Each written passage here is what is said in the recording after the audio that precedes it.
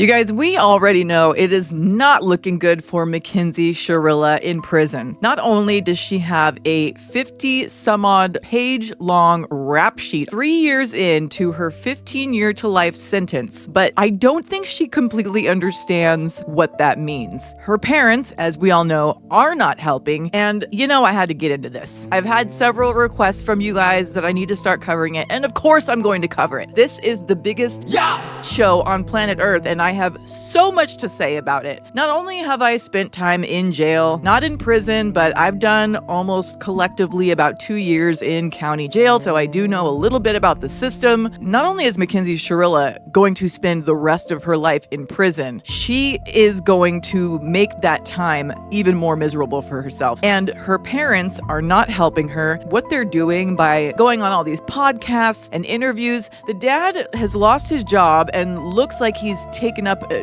hardcore addiction to painkillers or something. I mean, he's dropped like 100 pounds. His eyes look super pinned. It's just pure speculation, but that's just what it looks like to me. He is on a hot one. I'm sorry if I find cocaine not that dangerous. I mean, if I really gave you my opinion on the Shirillas, I'm glad they're keeping it in the family though. At least Steve Shirilla and Natalie aren't separated and expanding their genes across other multiple families. At least they're keeping it contaminated in one family, because something's wrong with both of those people. So I started looking into Mackenzie's inmate number, and I was contemplating getting my own FOIA records. And I actually watched this video, and I thought it was so interesting. So we all know how Mackenzie and her mother have that pig Latin. So, people were saying, oh, it's a style of pig Latin. Well, it is. It's sort of like the Snoop Dogg version of it. It's just like a bunch of my kneesy fascizis. But it has now been clarified by Mackenzie's father, Steve Shirilla. It's carny. It's Gypsy speak.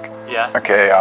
It's a family thing. It's a family thing that my wife grew up with. It's like a pig Latin. You're adding vowels, or you're splitting the word with. Why am I bringing up the whole pig Latin language? Okay, in this video that I'm going to show you, she's some sort of a psychic astrologist. Now, hold on before you leave, before you click off, okay? You don't have to believe in any of this. I just want you to hear what they're saying. Now, I believe in that kind of stuff. So what she did was she read their charts. But in the beginning of the video, when she's talking about reading how she read their charts, don't get lost. Don't give up on listening to what she has to say. It'll sound like hieroglyphics to you, okay? But that's okay. Don't worry about it. Don't worry about trying to figure it out. It'll all make sense. It'll all eventually make sense. Just know that she knows her shit so well. I believe every single thing that she says. We're going to watch this. We're going to listen to what she has to say. It's going to blow your mind, okay? So I hope y'all haven't seen it. I'm really excited to show you. And you don't have to agree with anything she says. This is just her interpretation. It's like her psychic analysis based off of her extensive knowledge of the astrological charts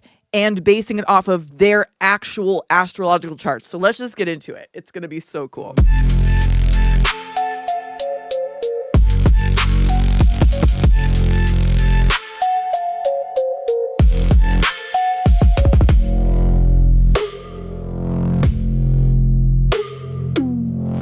Hi everyone, I'm Sloan from SloanBella.com, and I am back with another energetically channeled video. Now, the topic of this video has come to the public forefront in the last month as a new documentary was released on the crash that happened on July 31st of 2022, approximately 5:20 a.m. in the morning in Strongsville, Ohio. The two young men in the car that were passengers are deceased, and the driver, 17 years old at the time, is now in jail for the next 15 years with the possibility of parole. And I'm talking about Davion Flanagan, Dominic Russo, and Mackenzie Shirilla, the driver of the car, just 17 years old. So at the time of the accident, it was thought that it was an accident, but actually the 17-year-old girl got in the car, her boyfriend, Dominic Russo, and their mutual friend, Davion Flanagan, passenger in the back seat, driving from one location to another, when suddenly she puts her foot on the gas and slams right into a brick wall going approximately 100 miles an hour, killing the two boys, injuring herself, and then ending up in jail after being charged with double murder. So I had to look up the birthdays of everybody, see if I could find a time online, which I couldn't. Mackenzie was born on August 2nd of 2004. So at the very least, we can say she's a Leo sun with a Pisces moon. Now, as I've explained in multiple videos, having Pisces sun, moon, or rising is exceptionally difficult because it runs the gamut of the emotional nature. Again, don't worry about knowing exactly what she's talking about. Just listen to what she's saying about what each thing means. If you know what this means, cool. I love it. You're going to if you do know what she's talking about, oh my gosh, you're going to absolutely adore this. If you don't worry about it. Just listen to what that means. She'll explain what it means, even if you don't understand how she got there. Okay. Because it encompasses every sign of the zodiac within its one sign. That's why the fish swim after each other's of the moon. Mackenzie was born on August 2nd of 2004. So at the very least, we can say she's a Leo sun with a Pisces moon. Now, as I've explained in multiple videos, having Pisces sun, moon, or rising is exceptionally difficult because it runs the gamut of the emotional nature because it encompasses every sign of the zodiac within its one sign. That's why the fish swim after each other's tails, because they go through the cycles and they start new cycles again. So having a moon in Pisces is indicative of somebody who's going in and out of emotional stages throughout the day, the hour, the month, the year, the week. Every 2 seconds, they are shifting. But what makes it worse is the fact that she has Uranus in Pisces retrograde on her moon. Now, this is going to give her a very erratic and disconnected nature. Anytime Uranus is attaching to a personal planet, which we're going to call the moon a personal planet because it's indicative of your emotional nature, you're going to have kind of disconnected or disjointed reactions to certain things. That's pretty typical. If you have Uranus on the sun, if you have Uranus on Mercury, Uranus on the rising sign, you're going to have these attributes. Now, yeah, and Mackenzie does. Mackenzie 100% does. She is erratic. We have all seen her behavior in the court, hearing when they played those recordings of her on Dom's phone. She is erratic 100%. It's even more directed and localized at the interaction between her and the mother that raised her. So her mother and the way that the mother's emotional response is telegraphed through that moon sign to the person who has the moon sign. Mackenzie in this instance. She has a T-square and a kite. Now, a kite is opportunity to develop in a particular way to open up one's energy in a positive direction.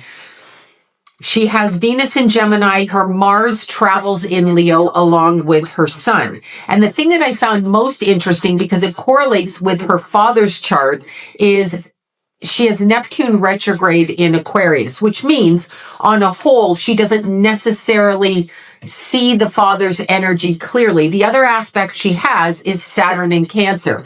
Now, this is extremely difficult. Either with Saturn or the nodes in Cancer, you're going to have tremendous family problems. It may not be to this level of family issue, but you're going to have the focus on family and the focus on trying to break through the trauma of family, which is what Saturn in Cancer is. Her mother has a Cancer moon. So the karma between the mother and daughter is intense at this point. And how true is that? You guys are going to be blown away by what she says. And it gets disturbing what she breaks down. Okay. And this is her reading charts. And then the information that she gives towards the end is kind of like, where is she getting this information from? Now, I don't know. And she doesn't really specify, but I believe her. Okay. So what she's saying is that the mother and daughter have a freaky, weird ass relationship, and she's going to get detailed about it. And that the daughter doesn't really get the dad. She doesn't really have a connection with the dad, but she has a weird, permanent weird bond with the mom. And she's going to break that down, and it gets creepy. The delusion between the daughter and father is interesting. Now, her boyfriend, who was Dominic Russo, I looked his birthday up as well. I have all my notes here because I couldn't retain it all. Dominic Russo was born on September 24th of 2001. His sun is in Libra. Now, Libra is Venus ruled, which is fabulous. It makes them charismatic, good looking. They love to do fun things. It's a higher octave of Venus. So they're interested in creating artistic things and venturing out into the world that way. Moon is in Capricorn and Mars is in Capricorn in his chart. He also has a cardinal T-square and a mutable T-square. So the cardinal T-square is going to affect basically his sun, moon, and Mars because they are in cardinal signs and they're kind of conflicting to each other. Also, the mutable part of the T-square is interesting because he can argue his way out of circumstances. These things would have been rectified if he had lived to rectify them closer to in his 40s. These things would have aspected in an entirely different way. Now, the other passenger in the car was Davion Flanagan, the mutual friend of both. And he was born on March 11th of 2003. He has Sun in Pisces, obviously, and he has Uranus in Pisces. So he has erratic Uranus on his sun sign. Super interesting in the aspects leading up to when he passed, which I feel like was a Plutonian aspect on some level, which will bring me back to Mackenzie in a second.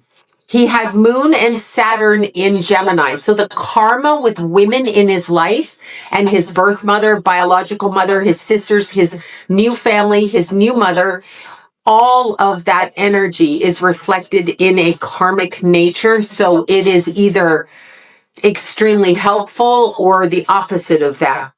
Now look at the female driver of the car and this boy's passing in an instance when I don't even think he was supposed to be there. Now, he too has a T-square between Moon, Pluto, Saturn, and Sun. So that's exactly what happened to him on the day that he died. Now, obviously, I can't see the rising signs, but when I'm looking at Davion, and he's the one that comes through the strongest to me, but when I'm looking at his physical picture, to me, he looks like late degree Cancer rising and then progress Leo or early Leo rising. When I look at Dominic, I'm very confused, but I can kind of see a Gemini rising in there. And yet it could also be Cancer, but I don't have a time. So what she's saying is she doesn't have the exact times that these people were born, and that would clarify exactly what the rising signs are. So that's what she's saying. And she is just so spot on with everything that she says. And that's why I truly believe everything that she is saying. And so, she's so knowledgeable and has done this. Obviously, she has so much experience in this that, she knows what people look like, what certain signs look like. She can read people's looks and it's almost like she can read people's chart. If you just give her a little bit of information, she can read you without even knowing the details because she's that knowledgeable. It's incredible. Time of birth. When I look used, but I can kind of see a Gemini rising in there, and yet it could also be Cancer, but I don't have a time of birth. When I look at Mackenzie, I'm really torn. She talks like a Gemini rising in the worst sense of that. But then when I look at her eyes, I see Sagittarius rising. Either way, that Pluto's going to be prominent in her personality. And with the level of being described in the way that she is as a bully, I'm assuming the Pluto in the first house is probably where we're going, which would put Sagittarius on the ascendant. There's also another direction. She could be a double Leo, in which case the Pluto would be trining her first house, which would also give her, in the wrong way, a sense of prominence. But it's really hard to tell. I see her eyes. They're very round. And I keep thinking that's either, she could conceivably be a Virgo rising because I've seen it, but her body doesn't look it. She kind of looks like Gemini rising to me. And then I want to say Sag rising with the round eyes. The body shape is Gemini because it's not really, it's very, underdeveloped. preteen looking, if you will. So very angular and kind of not developed. So Gemini rising. But then I look at the eyes and I see those Sagittarius eyes. So that's what she looks like on some level, but it's hard to know. I don't have the times. So I'm just guesstimating at this point. Okay, so when we're looking at the energies, then we go to Mackenzie's parents. Of course we do, because I did happen to see some interviews with the parents, very brief, like in the court case, and the dad just talking about what he does for a living, etc. I did not watch any of the documentaries, and you guys are the ones that asked me to do this video. So the father's name is Steve, and he's a February 13th of 1967. He's got Mercury, Venus, and Saturn in Pisces, okay? Interesting. The Mercury, Saturn, and Venus in Pisces. So Mercury in Pisces is akin to being somewhat delusional. Pisces in and of itself, as I said, is exceptionally difficult and exceptionally manipulative when it wants to be. So when the Pisces empathy is not there, they can become quite manipulative. Obviously. Think about that. Think about what she just said. Delusional and manipulative. That is spot on for Steve Shirilla. He is absolutely out of his mind, delusional. I mean, obviously, he has made that extremely clear by all of these interviews that he's doing. And manipulative, because listen to how he's really he's horrible at speaking. He should just not talk ever. But he has been trying to manipulate everybody. I mean, in all of these interviews. And I hope you guys are enjoying this, because I think it's just, you are going to die when you hear the rest of what she has to say. Obviously, this depends on other aspects of the chart. I look at him and think he's a Scorpio rising. He does have Mars in Scorpio, which would put that aggression on his ascendant. Again, I don't have a time of birth. He too has a kite in his chart, which is opportunity for growth. Now, when I look at his energy specifically, well, I'll tell you in a second. Let me get to the wife. So the wife is Natalie, and she is a March 31st of 1952. Aries sun, Cancer moon, Mercury in Pisces. Another one. So we've got two Mercury in Pisces. Let's use the word addiction with Pisces as well. And especially with Mercury, the way that they think when they see something that's uncomfortable or they can't deal with their own trauma, then they tend to just basically toss it out there. And when you look at Mackenzie with a Pisces moon, on an emotional level, when she can't handle it, she just kind of tosses it out there. And addiction as well. Now, when we look at Steve's chart, it was super interesting to me because immediately when I look at his chart, I get the energy of somebody who's addicted. And I'll get into that in a second, but I want to talk about this whole family as a unit, because when I look at the energy of them, I see Romani Gypsy. Romani Gypsy. I see travel and trick, trick and travel. I see a group of people through lineage and history on the mother's side, actually. Okay, so that then speaks to Mackenzie's Saturn in Cancer. Okay, listen to what she's saying. Listen to what she's saying, okay? She's going to break it down even more, and it gets so disturbing. But think about it. Think about the Gypsy language that Steve Shirilla has clarified that is what they speak. Gypsy language that Natalie and Mackenzie speak very fluently. Natalie understands the Gypsy language more than I think she understands regular fucking English, okay? Now, they've never come out and said that they were Gypsy anything, okay? And this lady, I wish I could remember her name, but she says she's never seen any of the documentary. She's barely even watched anything that has to do with this whole trial. She's seen some interviews and some things, but she hasn't like fully deep dived into it. I don't think she does that. She doesn't really care. She only does things because her audience will ask her to do them. But just wait till you hear what she has to say about all this. It's fascinating. Group of people through lineage and history on the mother's side, actually. Okay, so that then speaks to Mackenzie's Saturn in Cancer. But I see a group of people like the mafia, but Romani gypsy. Okay, so go back in the old days when we all understood what the mafia was and how you're raised in that family and how you have to do whatever it is they do because you're one of them. It's like a clan. So the Romani gypsies, they trick and travel and tricks. They come into different areas, Cleveland being one of them, and they infiltrate into the community in order to gain importance, power, and control over certain areas. Now, I feel like this mother and father play in everybody's faces. What I'm basically saying is they follow the beast system or the Baphomet religion or Luciferianism at its extreme or Satanism, however you want to word that. I feel like this family is involved in that level of thinking as a religion, as a gypsy for real. These people come in and it's through the family history. I can see it on the mother's side. The mother is a traumatized from childhood,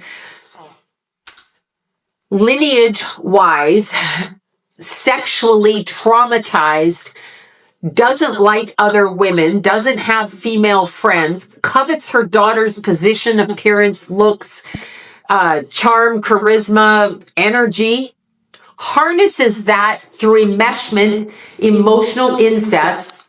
Tell me she doesn't. Tell me she doesn't, okay?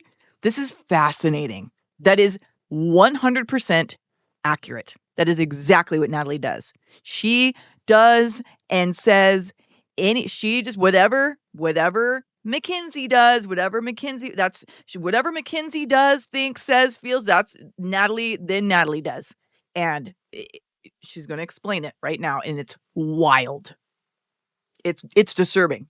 Okay, so enmeshment. I'm not talking sexual here. Enmeshment, but doesn't really have her daughter's best interests at heart because it's energetically inappropriate the way that she attaches, and it's covetousness. So she covets what her daughter has. Now, her daughter is so mixed up, she can't see it. She thinks her mother is her friend. She is loyal to her mother. She aligns with her mother. She reveals everything to her mother, which is then promptly used against her when the mother opens her mouth in public, which I think we've all witnessed.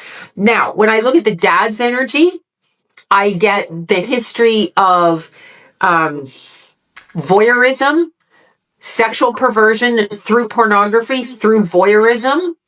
And I feel like he's got a lot of addictions and things that he holds in the background. So let's word it like this. Let's say you have a child and you're married. You and your husband have a child.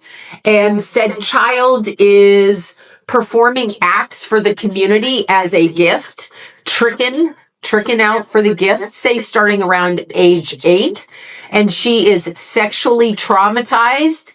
And then it's covered up within the family due to the drinking, the drugging, whatever it is. We don't want to talk about it. We don't want to acknowledge it. It's a family trauma, the sins of the father. But I get it through the mother's side.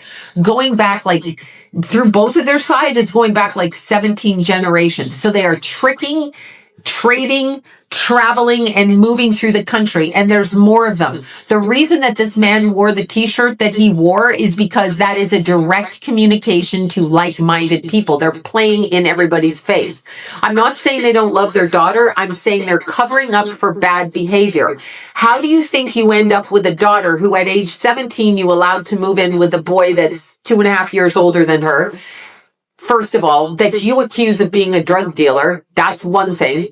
She has been groomed by the parents to do just that. She has been groomed. The other thing that I get is because this family is permissively into occult behavior through their Romani background. I'm just going to word it like that. It's the only way I know how to describe it.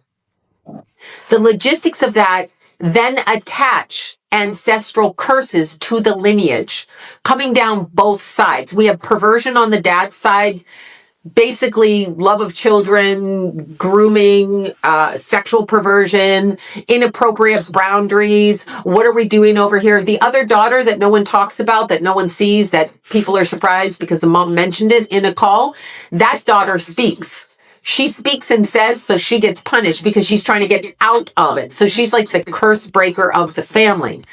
She's the curse breaker. They all put their eggs into this basket because this child was sellable. I'm talking about Mackenzie here. She's sellable. So what do we do? I immediately could feel the connection between the dad and like people in Hollywood. It was very strange, but he reminds me of the people that you deal with that are in the movie industry and how self-important they are and how they have no sense of awareness when they're talking. Like, it's just ridiculous. So when I searched his background, because I had to see his job, he was fired from a Catholic school working around teenagers as a digital media person, working around teenagers, getting attention from teenagers, even if not pursuing those attentions, you understand. So he's like looked up to, he's a teacher, he's in control, he gets grades, he can do this, he's perverted. That's all I'm going to say. But I was looking it up, and he actually worked, I've got all my notes here, they're all over the place. Okay, he actually worked for WKYC, which is the news station. He did not work in the news department. He himself said he won Emmys, and I'm like, that's where it is. The graft is right there. Quid pro quo. What did he do to do that? Because when you listen to him talk, Anyway, when you listen to him talk, sold out comes through my mind. Okay, so sold out in order to gain public attention, public applause, however you want to word it. So Mackenzie, he's technically selling out, and that's what he's doing with Mackenzie right now as well. He's still craving that. He's obviously lost his job and picked up an addiction. I mean, it's extremely obvious. If you just look at him, you can tell. And not only that, but the fact that they were so lenient with her drug use, her living with Dom, the guns in the back of her car, and then still never ever punishing her for anything, but allowing her to trick, allowing her to have, consume that behavior, if you will. It's all aligning so well. Now, I will say she's going to say something about what they were trying to do, what she thinks that the purpose of where they were going that night in the car, in Mackenzie's car before the crash. I don't necessarily agree with what she says. You'll hear what she says, but she basically says that she thinks they were actually going to go drop something off and do something nefarious. I think that maybe she's confused. I mean, yeah, they were going to go drop something off. It was going to be Davian, but I so far, how can you disagree with anything that she's saying when she's so accurately assessing the whole situation? It's fascinating to me. I love this. In order to gain public attention, public applause, however you want to word it. So Mackenzie, along the same avenue, they have all these goals for her. She actually thought she was going to be a model, which is interesting given her size, her shape, her face, and everything about she's her. Ugly. I mean, I'm not saying you can't be like a bikini model or something, but I'm sorry, Mackenzie is ugly. To me, Mackenzie is so ugly, and her whole family's like every person in that family. I mean, I don't know about the sister. I don't care about the sister. I'm not talking about the sister. She's a minor. But mom, dad, Mackenzie, y'all are ugly. I'm sorry, y'all ugly. You're ugly. She wanted to be a model, and that's an interesting concept. Who led her to believe that, or did she just want to do that on her own? So in order to get that level of status about being visually accepted through modeling, okay, applauded for your appearance is basically what we're saying models do. The way that she's describing an actual model is a clothes hanger for clothes, but she has an interest in that, so let's go with that. What kind of ritual was done to direct her in that direction? And you have to be careful when you're doing conjuring, black magic, white magic, whatever kind of magic you want to call it, love spells, glamour magic, which she's mentioned Kim Kardashian, because Romani gypsies know each other in society, whether they're, yes, you heard what I said, whether they are hiding in plain sight, as British people, as Armenian people, as Irish people, as whatever people, they know each other and they know by what they say. So there's a definite connection there on an energetic level. Okay. Not that that's going to happen. Okay. Because obviously the Kardashian, she's not a lawyer, so she didn't pass the bar. So that would be pointless to have her help unless you're asking for money on some level. But ask yourself, when you're doing ritual magic in order to make people think you're attractive, glamour magic. Who does that? The Kardashians. Because if you see them on the outside of their physical body, they are anything but glamorous. Okay. They're not glamorous. That's not what it is. We think they are because we've been brainwashed to see them that way. What do they use to get glamour magic? And I'm speaking about Mackenzie here. They use sexual energy. What is she doing? Selling her sexual energy while grappling with other people's and pulling it into her frequency. That's what she's doing, okay? Anytime anybody is a sex worker, a lot of times they have the spirit of Jezebel in them, and she was groomed to do that. She was party favored out. I don't know who in the family did it, but she was party favored out. That's why certain things have happened. She was sure she was getting out of jail. And when she saw the judge, when her eyes get really big like that, she realized she'd been tricked. She traded, but been tricked. When you do these kind of rituals, you end up not winning. You're not going to win. You may get it temporarily for 5 seconds, and then this accident happens, and now you're in jail for 15 years. And no, your appeal won't go through. Do I think she's fully responsible? Not necessarily from what I'm feeling, but that doesn't mean she wasn't doing magic.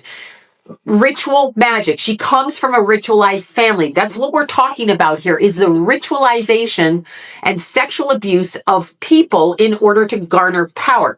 Now, ancestrally, when we're looking at a curse that comes from generations of people selling out, okay, meaning wanting money, power, and whatever it is, selling out, we're looking at demonic entities, attachment frequencies. So any kind of drugs, alcohol, sexual abuse,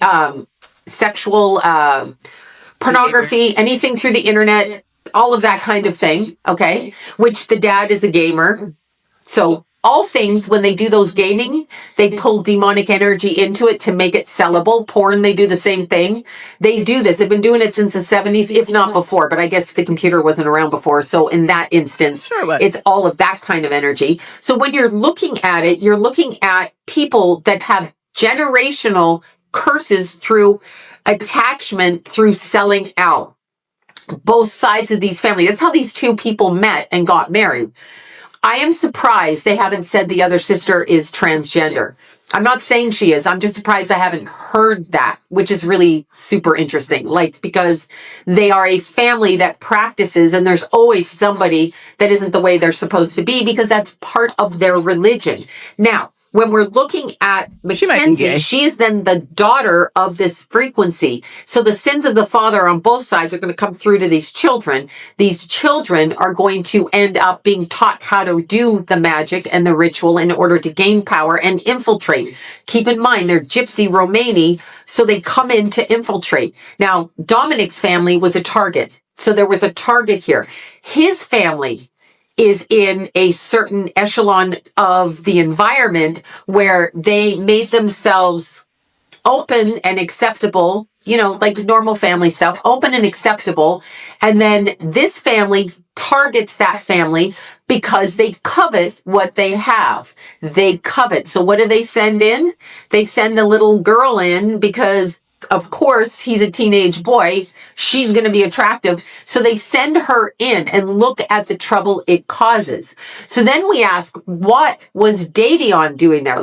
How did he get involved in this mess? Because he's not the boyfriend, and he's not really, I don't know how long a friend he is with Dominic, but he is somebody who is attached. Now understand, when we're talking about ritual and things like glamour magic or grooming, we're talking about people that want what other people have, either energetically, either monetarily, either family. They might just want you because you look good and you smile and you don't smell. You know what I'm saying?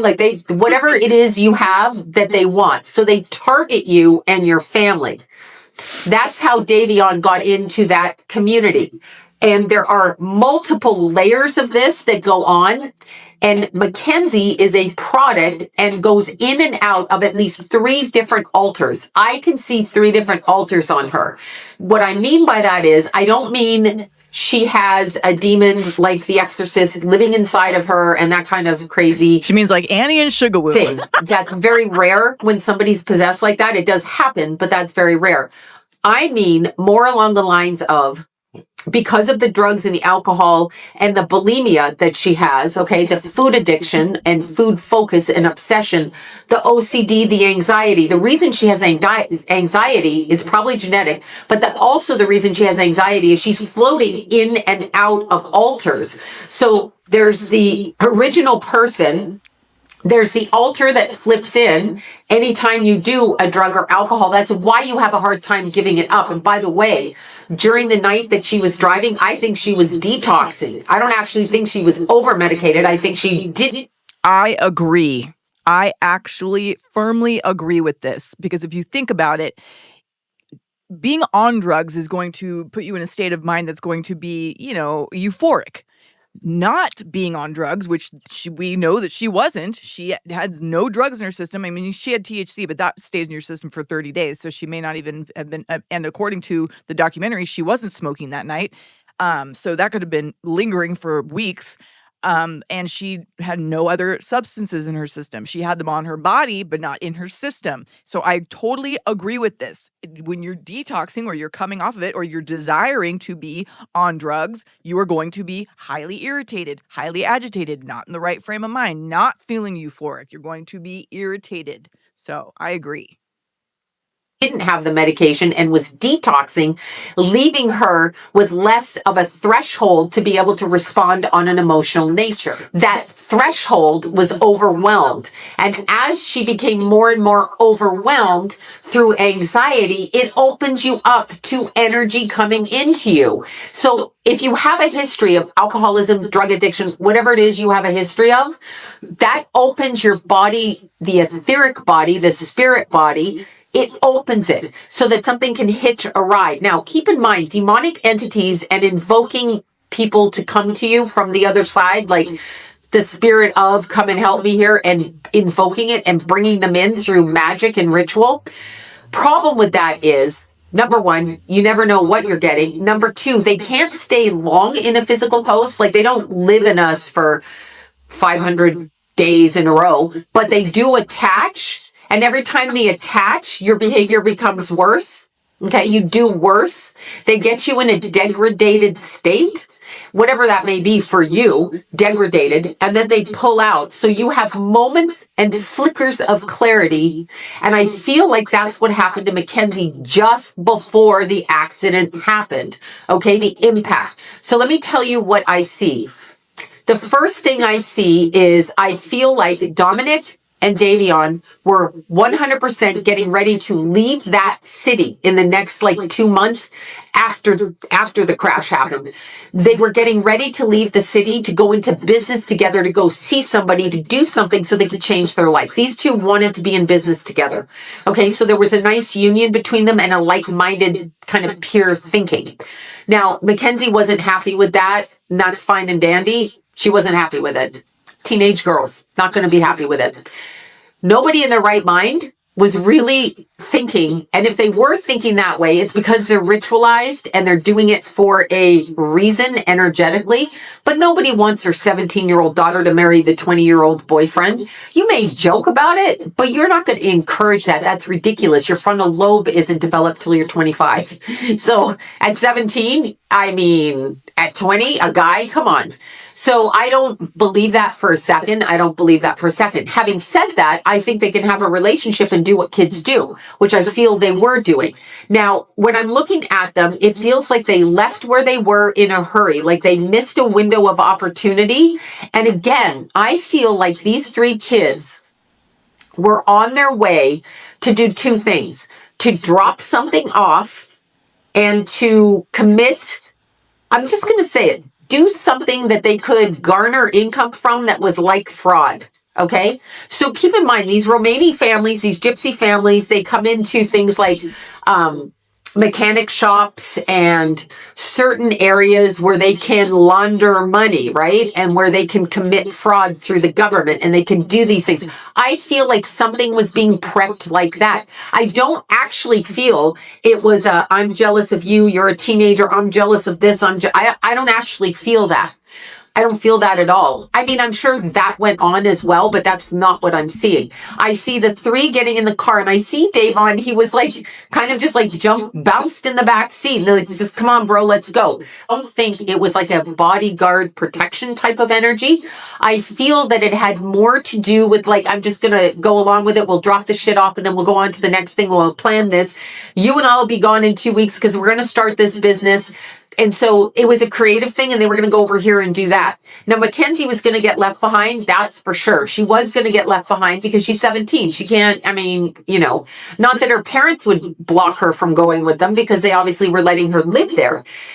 Having said that, I feel that Dominic's family didn't want him necessarily in a relationship with her, but also they weren't going to fight against it because they knew better. You're not going to win. And I feel like both of those kids in the relationship were both abusive, passive, aggressive. Mackenzie was more aggressive than passive, but Dominic was passive and aggressive, and they triggered each other. So a lot of times they responded out of reactive abuse to the other person's abuse.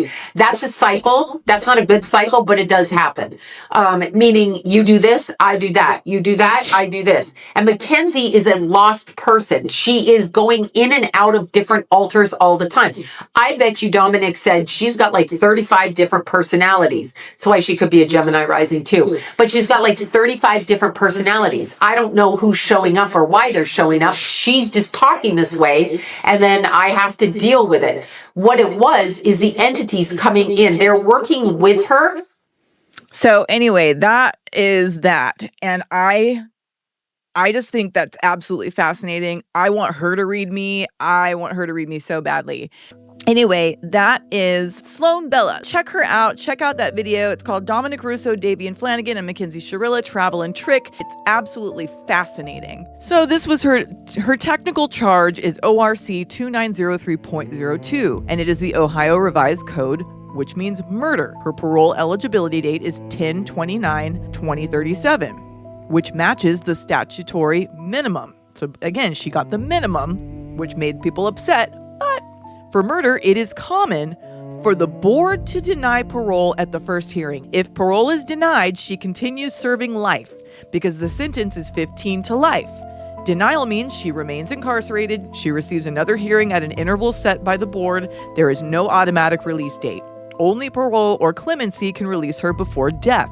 Ohio uses a structured decision-making framework. For murder cases, the board focuses heavily on risk, remorse, accountability, and public safety. Institutional conduct. This includes rule violations, fights, contraband, staff reports, and disciplinary history.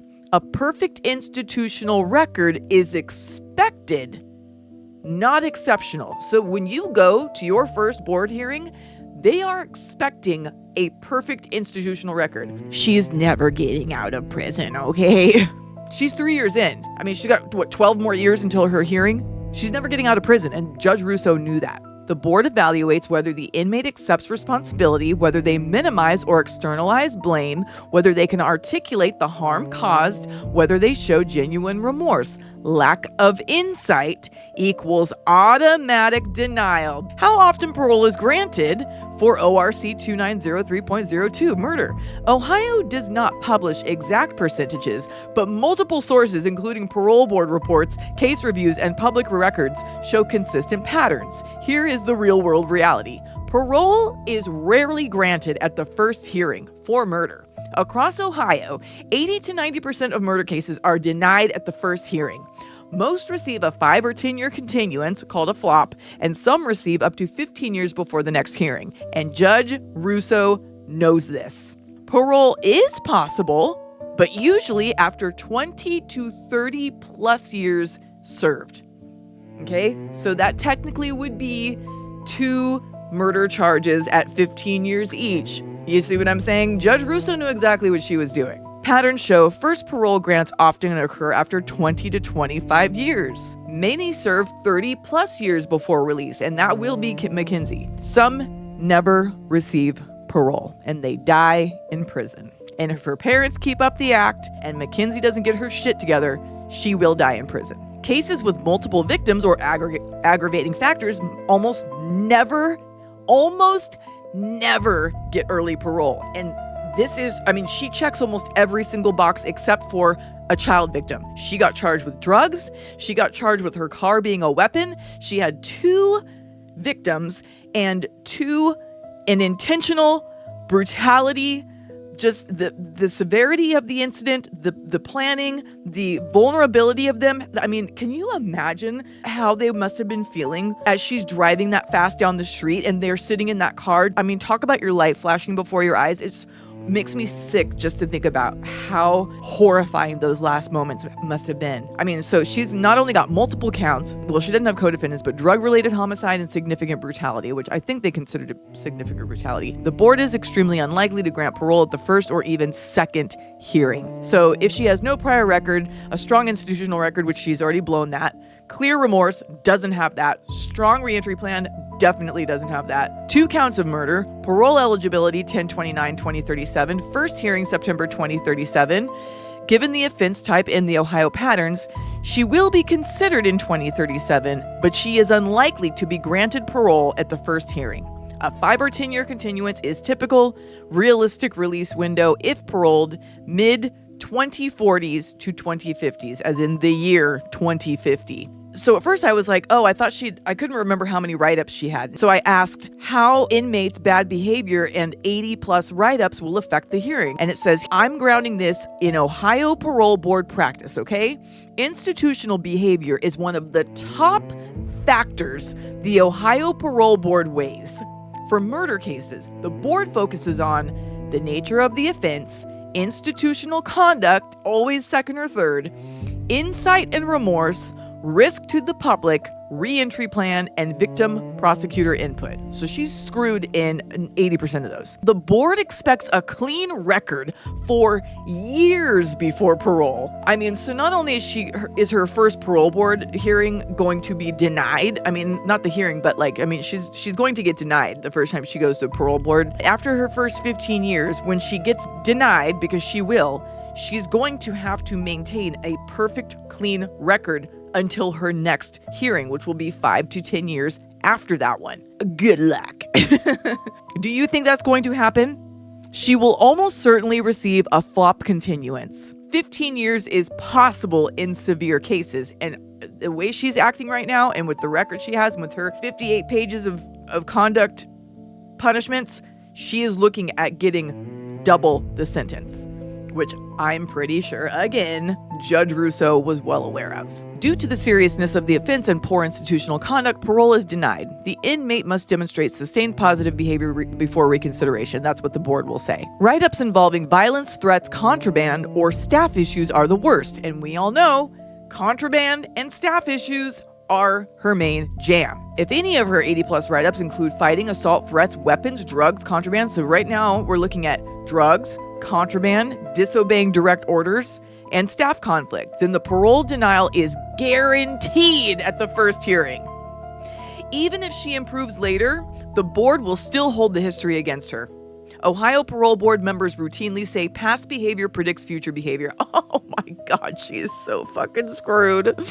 Even if she cleans up her record later, the 80 plus write-ups remain part of her permanent parole file. They will require years of clean conduct, multiple completed programs, documented behavioral change, and credible remorse before they'll even consider anything. So then I actually said, to correct the record, this inmate has 58 pages of bad conduct reports so far, 3 years into her 15-2 life sentence. And this is what it said. 58 pages of conduct reports in only 3 years is even worse than the earlier estimate. And it changes the parole picture in a very predictable, very harsh way. 58 pages of conduct reports equals extreme, chronic misconduct.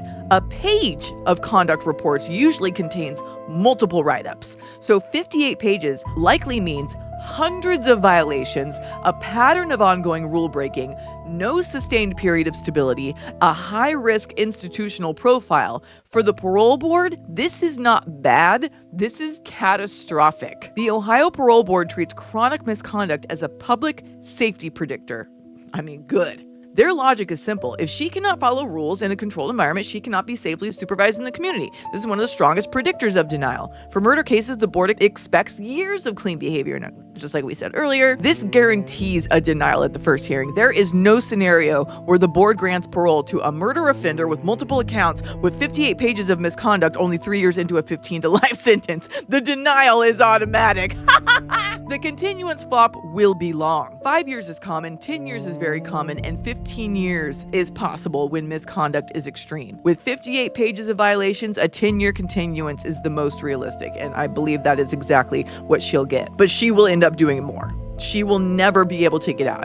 And Judge Russo knew this. The board will cite specific reasons: poor institutional adjustments, failure to follow rules, continued misconduct, high risk to reoffend, lack of rehabilitation, inability to function under supervision. Even if she improves later, the history never disappears. Realistic parole timeline for someone with this profile is mid to 2050s, period. She's not going to be getting out until she is gray-haired. So that was that. Okay, and yeah, that's about it for today. I got more Gypsy Rose book readings coming. What else do I have? Oh, a Sarah Boone video, a little Sarah Boone-y for ya. So look forward to that. Subscribe if you haven't subscribed. Thank you so much to all my subscribers and Granny Groza, Truth Seeker 68, Bryn Emerald, Stacy W, Christina Jade, Vivian Gallegos, Free Palestine, Jay Walked, Lisa Lee, Aaron Lee, Paula Talking, Mark Karski, Justice with Mercy, Manda McGee, Francie Fran, and Kimber 7. Peace out! What about Jesse? What about Jesse? Stop playing around with her. Yeah, what about Jesse, man? I'm back at Jesse. Everybody's got their money on Jesse. Everybody go sub to Jess, man. Get her popping.